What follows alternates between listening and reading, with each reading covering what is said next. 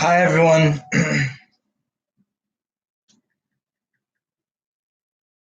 Now I know the quality may be bad, but this is basically the review for the 10B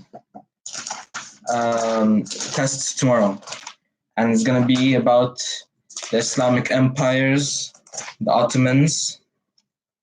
Oh wait, no, the Ottomans. Wait.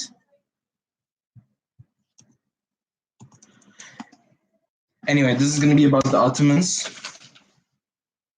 and the Saffvafids and about the Mughals as well. Now, I know everyone has some problems about the Mughal Empire, but it's fine. And what else? I'll explain it later, but first, we gotta go through this in order. So, okay, so first of all, the Ottoman Empire. So, you gotta know that when the Ottomans came, the Byzantines were still a thing, and they may be good before, but at the time, in 1300s, they started to decline economically, and because they were being invaded by the Turks, Seljuk Turks, not the Ottomans, the Seljuk Turks. Anyway, in 1300s, yeah. And then someone named Osman and his followers called the Ottomans, because Ottoman, it's kind of like the same thing. Also, what else is new? Stanna, wait. Oh yeah, he expanded his lands and conquered territory, and then yeah, the reason why they expanded so hard was because they had better technology than the other people. They had cannons, they had gunpowder, they had muskets, and they had siege equipment and all this stuff. And when the Osman expanded the empire and he died, his son Orhan, he started to name himself as Sultan. And if you can check the grammar here, the definition, I don't know if you can read this. It says here that Sultan means overlord or one with power. You just gotta know that. Also, Ghazis are basically warriors of Islam, and that's all you have to know. Also, what else? Oh yeah, Timur the Lame. No, not Timur the Lame. Orhan, he sieged out the Baltics and captured the Adrianople. Adrianople is the place like in the. Do you know Greece? It's like there. Wait, I'll show you. So I know this is backwards, but if you look at the map and see that, hold on. Yeah, there it is. It's right over there. So anyway, he sieged out the Balkans, and yeah, that's about it, and conquered the Adrianople. And then, so when Orhan, wait, hold on. Yeah.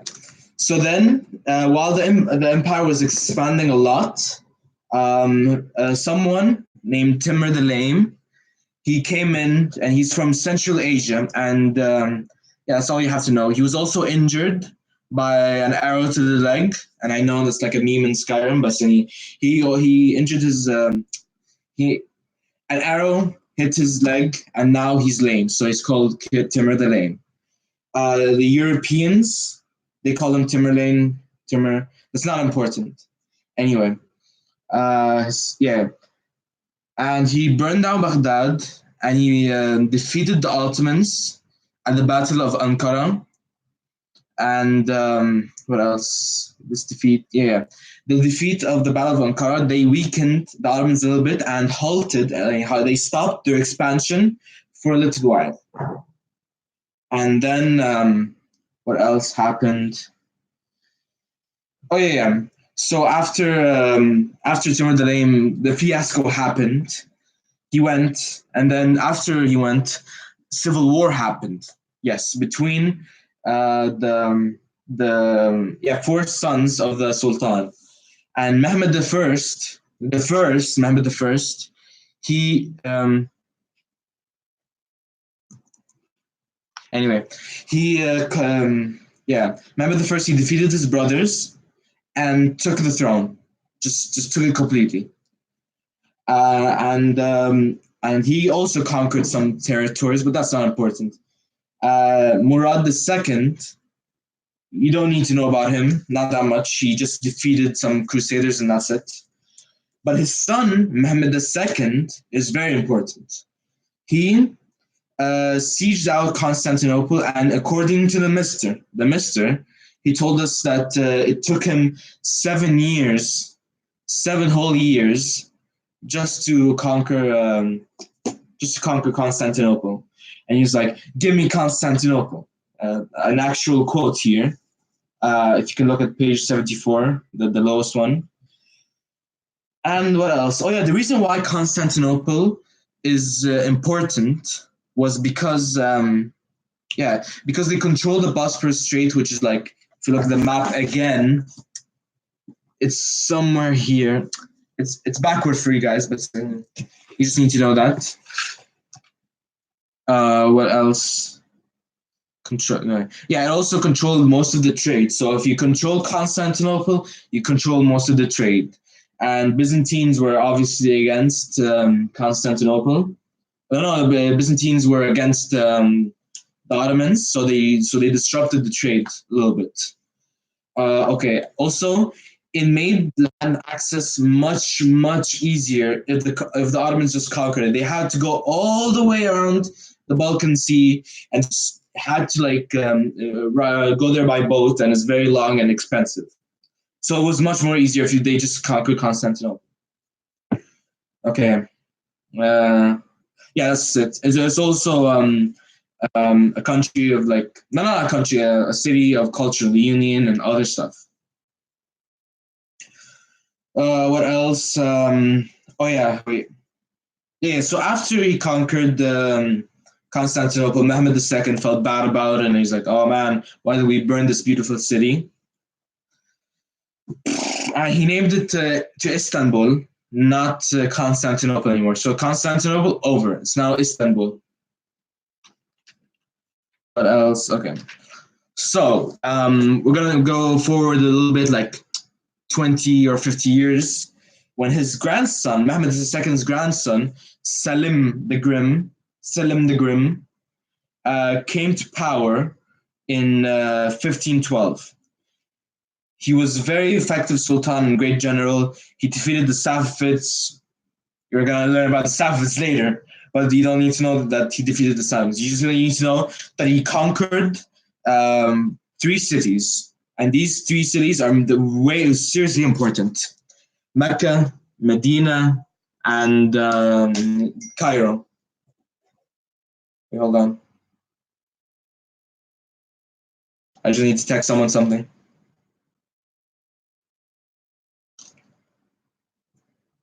Wait a minute.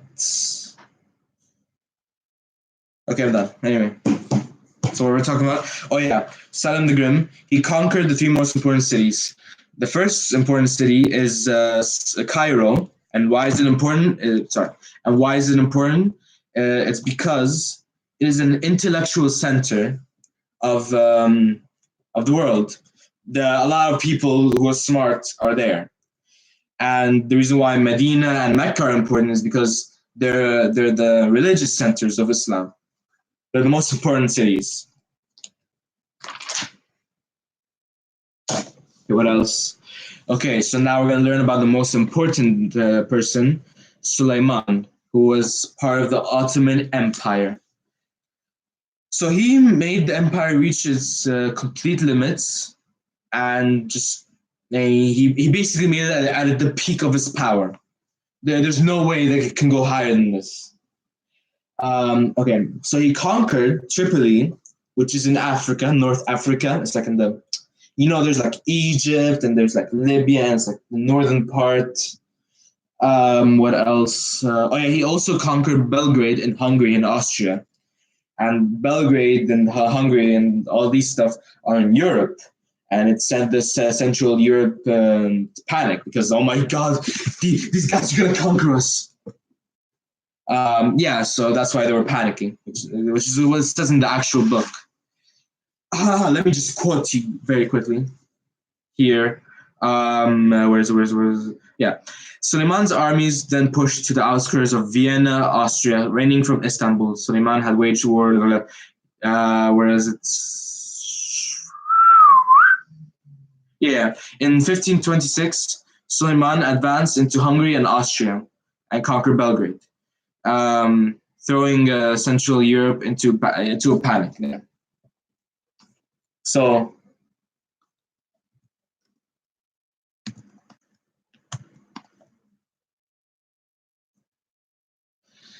okay, the Central Europe. If you look at the map, wait, I wish I could show you like a straight map, but okay, so you see that there's like Turkey and Greece. Um, as you can see in Turkey and Greece, um, Turkey's here and Greece is there, and Europe, Central Europe is basically Austria and Hungary and Germany. That's all you need to know. And what else? That's about it. What else? So do you understand? Wait.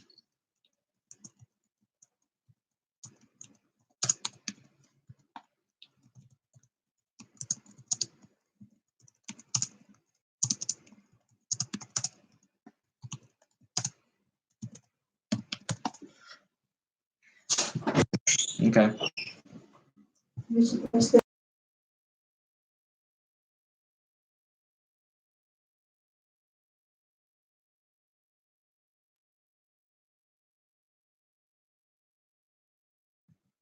Okay, I'm back. Sorry, I had to deal with something. Anyway, so what you have to know else is yeah. So he this basically shows you that he's a good military strategist.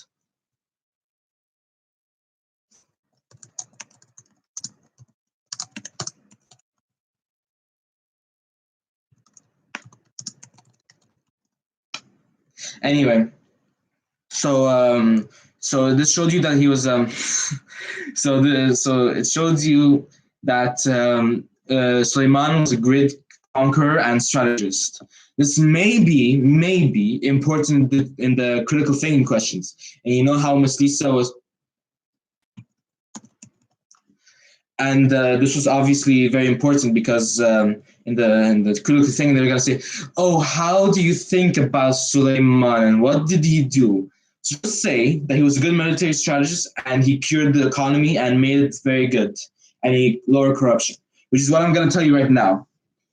So Suleiman, he basically he lowered taxes.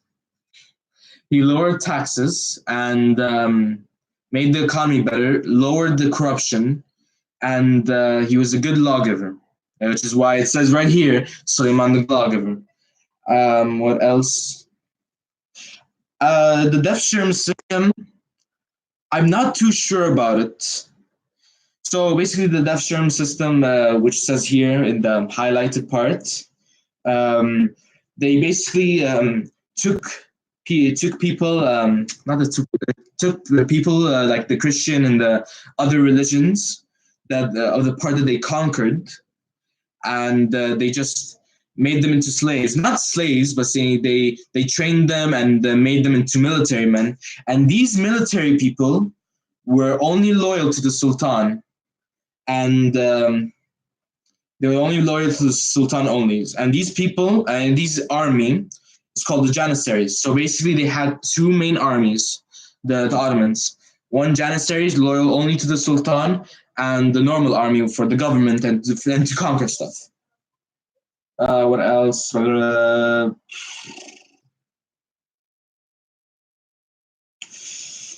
Also, you need to know that he was so tolerant of other religions.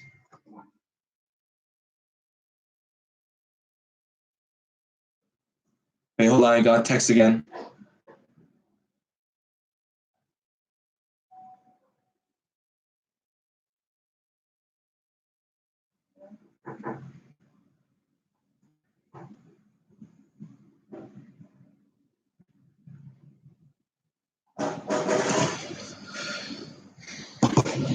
Anyway, so Janissaries were only loyal to the Sultan. He was very tolerant of other religions, and he asked a guy from Albania. Um, he asked a guy from Albania. His name was Sinan, to build him a mosque. And this mosque is so big, and you can see from the map. Guys, get your own textbook. I'm not going to show you. I'm just going to say it's 77, and it's in the top part. That's it. Okay, what else is important? Wait, I got to be back. Just wait. Got to close the door.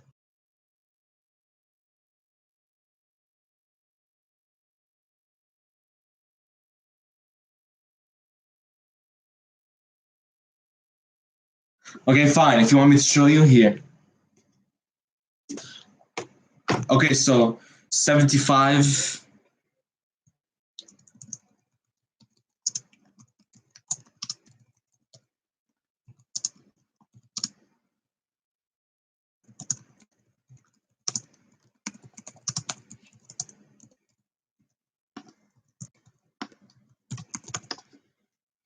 Okay, so he created a mosque, and he basically took very interest and promoted. So Mr. said he promoted cultural freedom, religion by. So he promoted poetry, art, no, history, geography, astronomy, mathematics, and architecture. So just write it down in your notes, and that's about it. Okay, what else?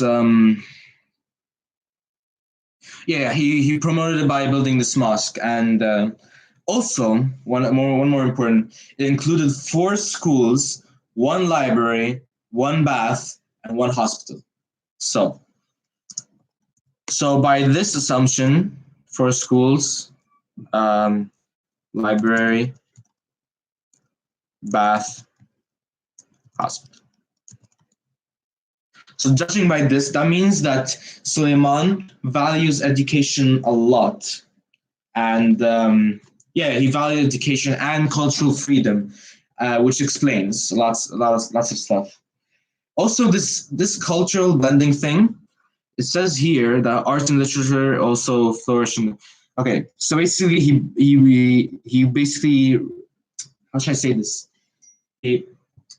Please do about the Saffvafids. Sten.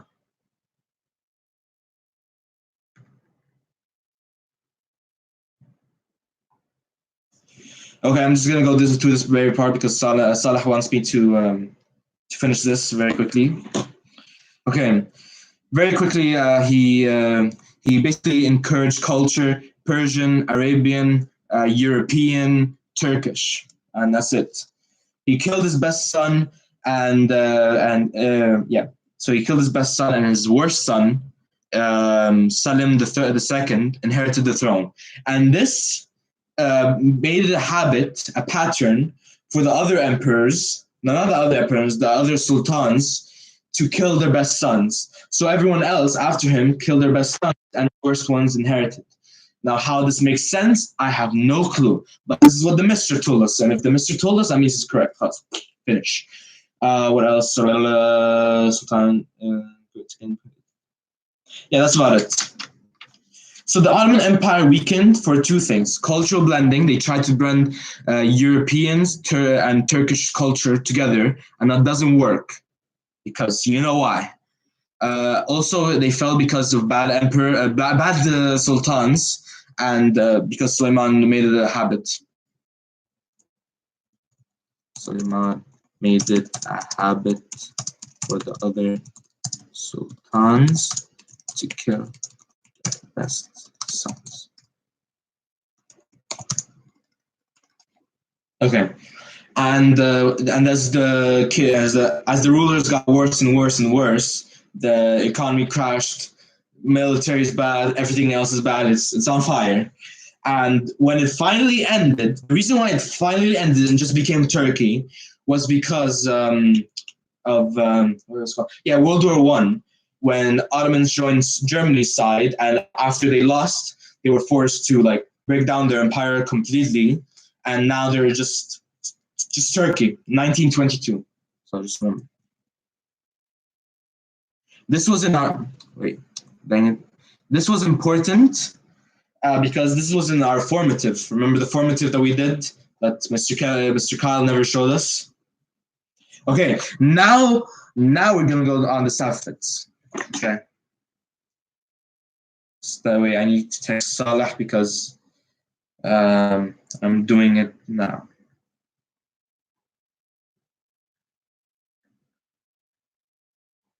Okay, so about the Safavids. Okay, I'm gonna get to cultural blending later, but just to explain, Shah basically means king, and that's the grammar part. Now the actual part is Ismail.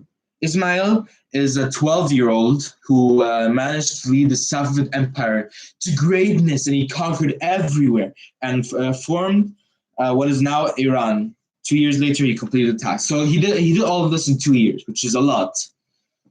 And he became Shah or king, basically like Sultan. It's exactly like Sultan. Um, Wait, another text. I'm very sorry, you guys. Uh,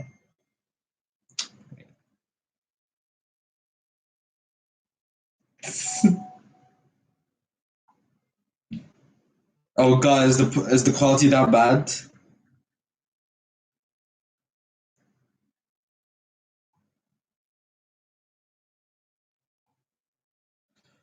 Okay, so basically, Shah's yeah, so Shah basically means Sultan. It's exactly the same thing, but it's just a Persian title.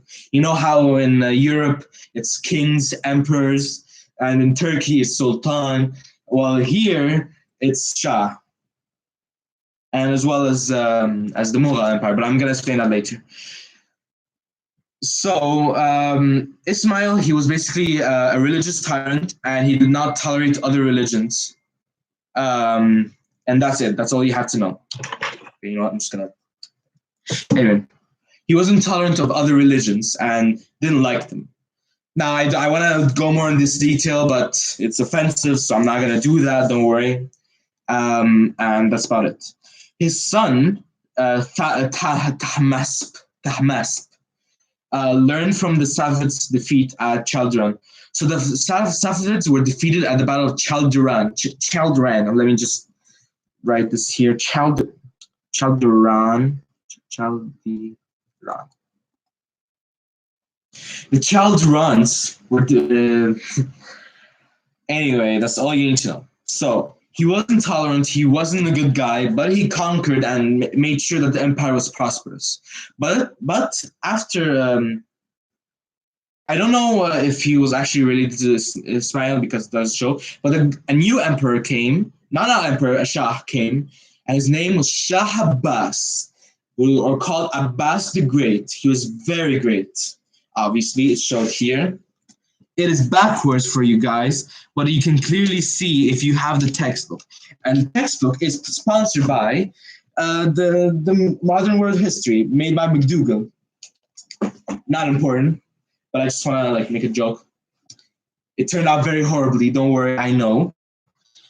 Oh God, this is 25 minutes. Wait, I'll be back. Don't worry, I just gotta get something very quickly. See ya.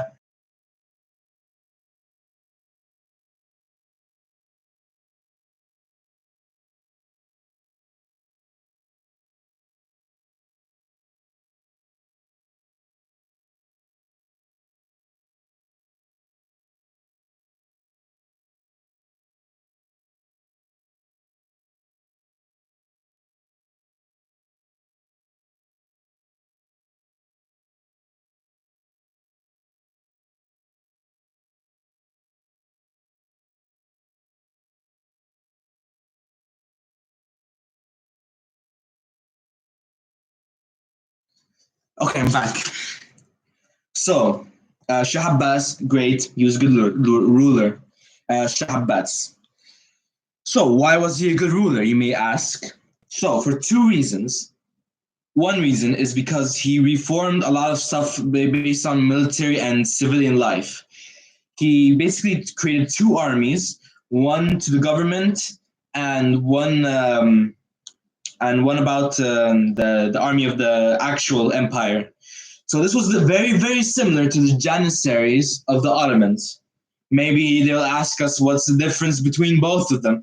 You just gotta know the Janissaries who were built to be only loyal to the Sultan, and Shah Abbas loyal to the other army is supposed to be loyal to Shah Abbas. Okay. And he was very tolerant of other religions, by the way. He was very nice, very, very chill and relaxed. And he built a new capital, built a new city of Isfahan. Isfahan. It's called here.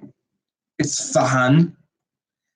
And that's about it. Oh, yeah, no, wait. He also, to convince European, this is a quote. So, to convince European merchants that his empire was tolerant of other religions, Abbas brought members of Christian religious orders into the empire.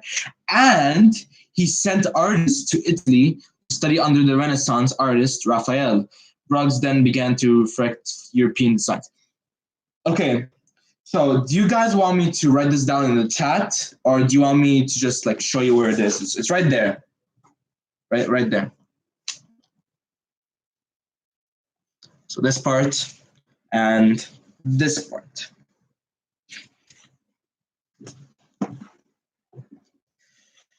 Okay, what else do we have left? So yeah, okay.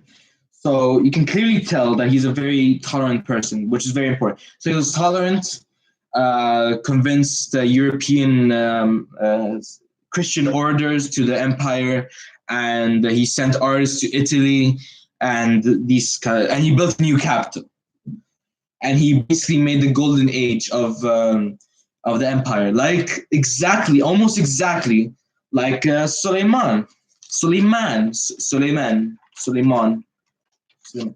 Okay. So one more thing. So he did the same thing as Suleiman. He killed his best sons and left his worst sons to inherit. This is bad. Why? Can you please answer me in the comments? Just comment. Wait. Why is it bad for the sultans to kill? Let's say that this is the question from the test. Now I would like you guys to answer it, and if you don't, then I'll give you all F minus. Yes, I'm that the strict.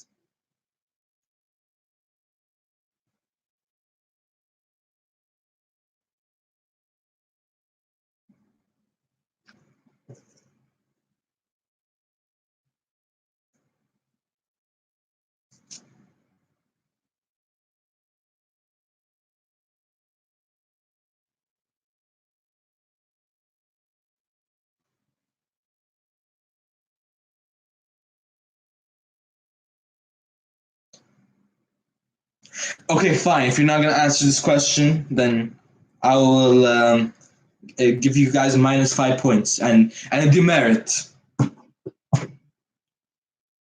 Okay. That's about it.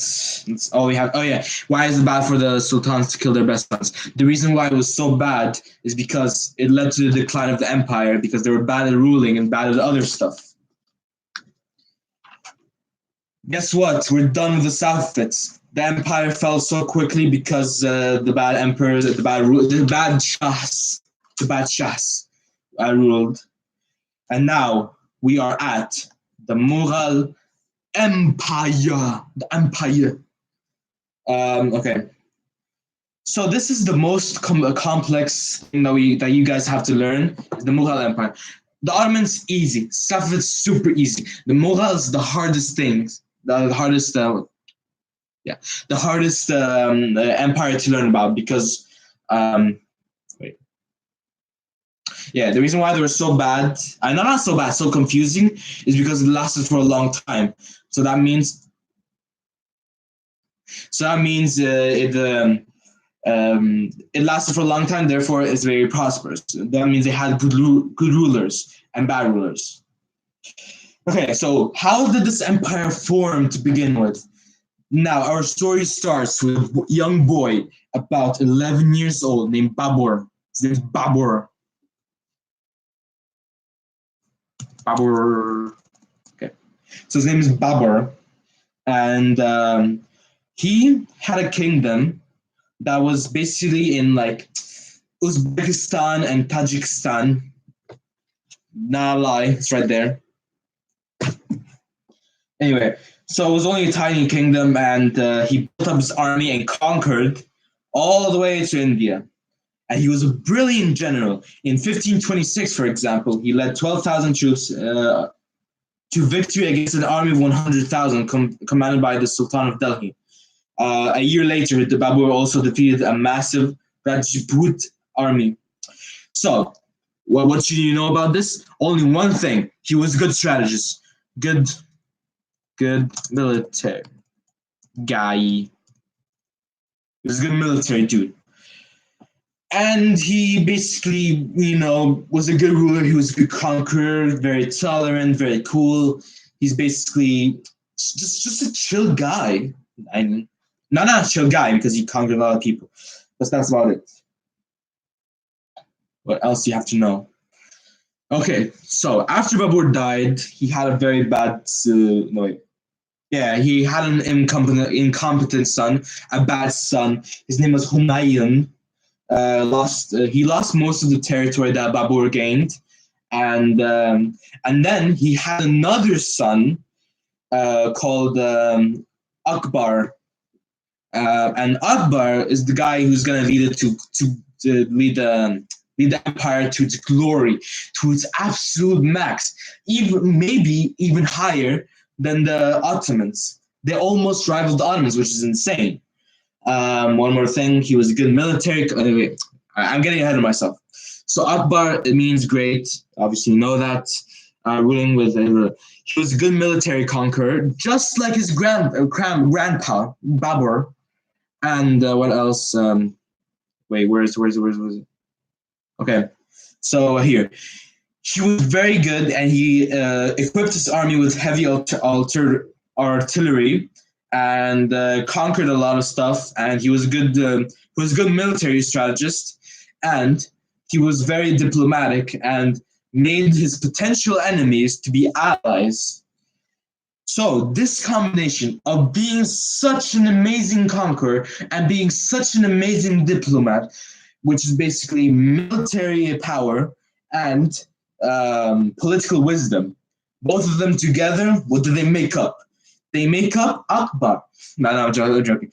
These two traits were very important because it was very. Oh yeah, wait. I need to remind you guys something.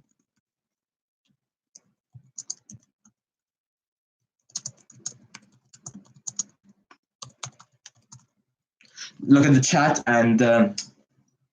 Okay, anyway. So he was a good military strategist and political wisdom. Both of them together, he managed to able to unify a land of at least 100 million people. Yeah, people together. That's a lot of people. He was a liberal ruler and he was very, very tolerant. So tolerant of other religions. He basically encouraged other religions. He's that tolerant. Okay, so his land system is the weirdest thing I've ever seen.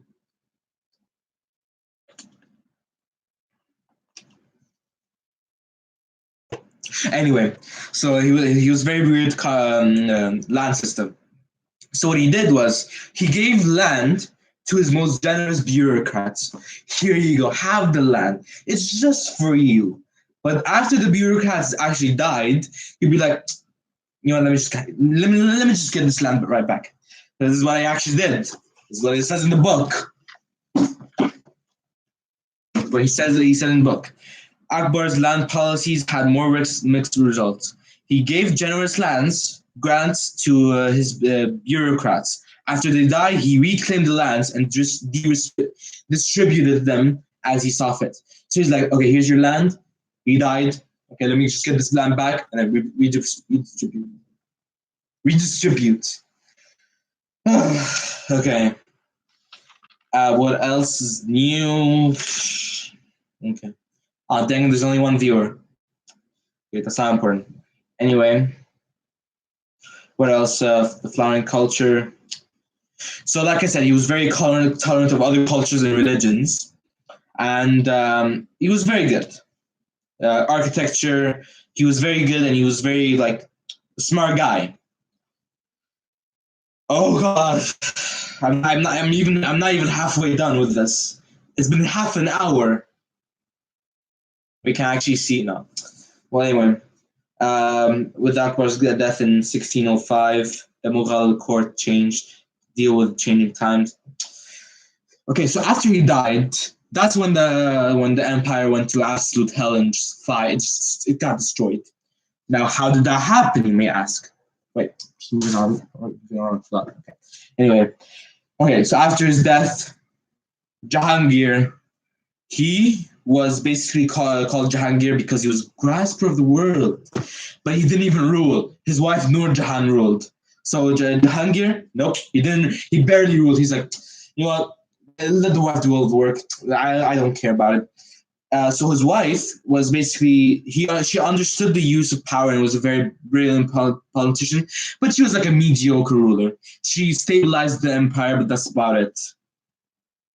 What else? Oh yeah. Okay, this is gonna be the hardest part that you guys have to learn. Okay, so pay close attention. And after I upload this on YouTube, you still have to rewatch it just to understand. So let me explain it to you this very easily. So Nur Jahan, Jahangir's son, who was named Khusrau, he rebelled against his father. So Nur Jahan removed him and shifted her favor to another son. So Khusrau, he went somewhere else. I'm gonna explain this later. So Khusrau affected more than So Jahangir tried to promote Islam, blah blah blah, but he was tolerant as well, just like Akbar. And Khusrau rebelled. He turned to the Sikhs, and the Sikhs were a non-violent religious group, and also they were non-violent. And but what's his name? Khusrau made them violent. He made the Sikhs violent because of how bad he treated them. And Sikhs were very, very, even though they were violent and stuff, and he treated them badly, they still protected him from the rulers, from the Mughal Empire rulers. And what happened was, they got tortured and beat to death, and they did not have a happy time. And the Sikhs became the target of Mughals' particular hatred. Now, I highly, highly recommend that you reread this part. It's somewhere here. You see the sixth definition, the sixth definition here. Read it. You may have to memorize it. I'm sorry. This is the only part that you have to memorize. Everything else you just have to memorize. Class finish. Okay. It's been like freaking forever.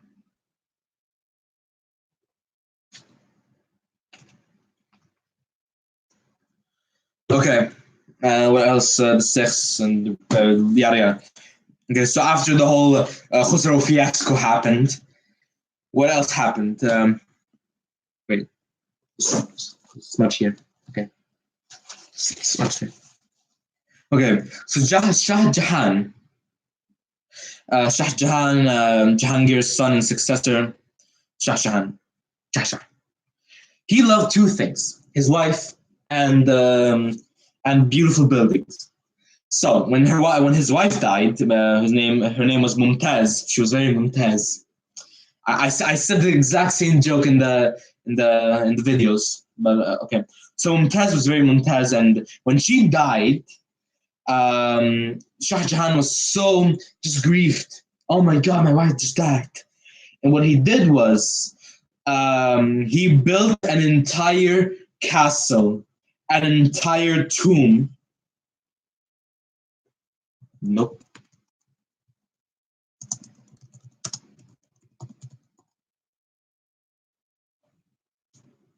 Okay, so Shah Jahan, yeah.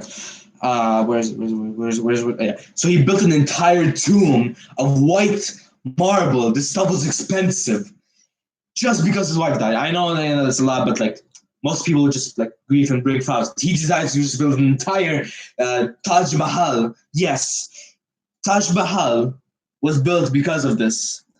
And you guess, oh, so he built a temple and an entire tomb. This means that he basically encouraged economy and was very nice to the people. Nope, nope. Got this the entire wrong way.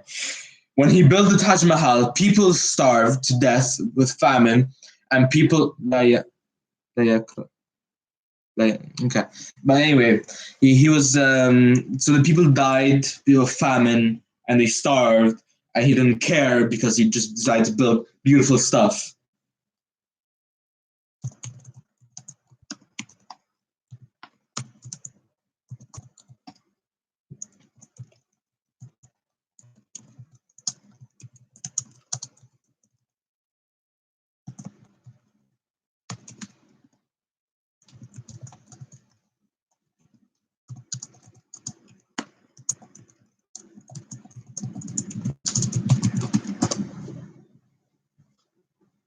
Okay, so yeah.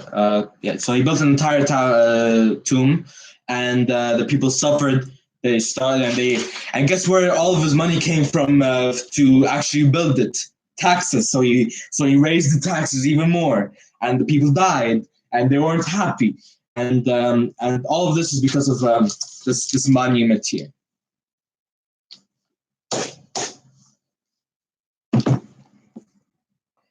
Okay, we are so close to the end.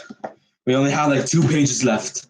It's been almost 1 hour of explaining. Oh God. Okay. So all was not well with the Lord. Okay. So a civil war happened again when Shah Jahan was ill. Aurangzeb gained power, and Shah Jahan died. That's it. This whole fiasco of dying of famine is gone. Nothing is going to happen. Everything's going to be peaceful. The Mughal Empire still exists today, and you can clearly see it. Nope. Nope. The reason why is because of Aurangzeb. Aurangzeb is like the biggest tyrant ever. He's even more rough than Ismail, and even more rough than Napoleon, basically. Now let me tell you why. The reason why is because he was a great conqueror. Okay, you need to understand that he conquered a lot of lands and just made it the biggest empire. Not the biggest empire. He basically reached the peaks of conquest. He almost conquered the entirety of India, and as you can clearly see, so this is how much he conquered. That's a lot of land, obviously. So he conquered a lot of land, and but if you conquer a lot of land, that means more money, more taxes, right? Wrong.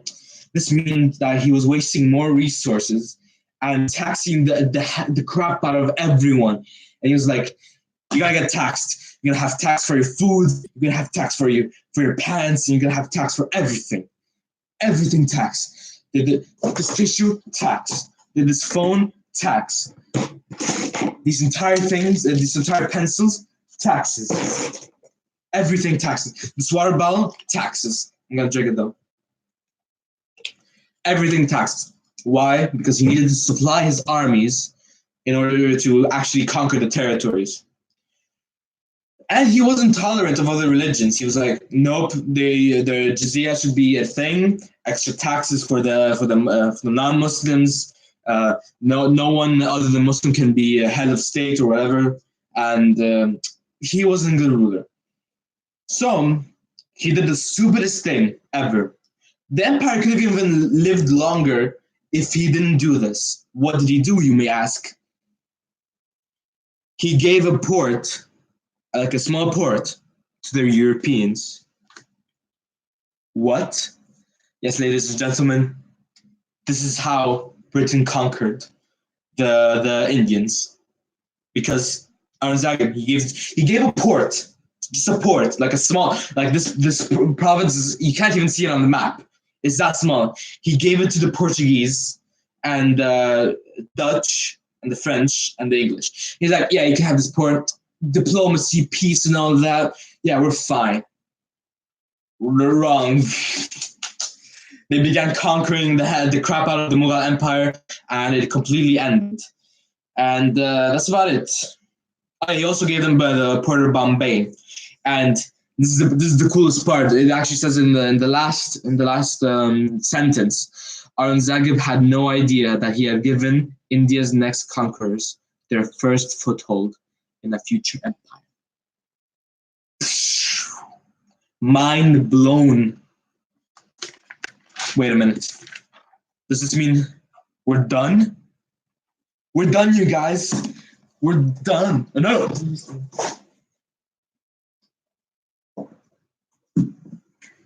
We are done with this. Thank God. Oh God, I'm so tired. So only 2 people watch this. Dang it. Well, anyway, I hope you guys enjoyed this stream. Unless you want me to explain the European trade routes, and no. Forgot I even said anything. No, I didn't learn about this yet. So, did you guys enjoy? Okay, so leave a like and subscribe. Otherwise, I'll do absolutely nothing. Yeah. Okay, have a good day, everyone, and I hope you guys review for the test. If you have any questions, either comment on my last video, like, do you know the video about the what you call it, the bonus episode. Comment your questions, or on this live stream, comment your questions, and I'll answer them now. Okay, you have 10 seconds.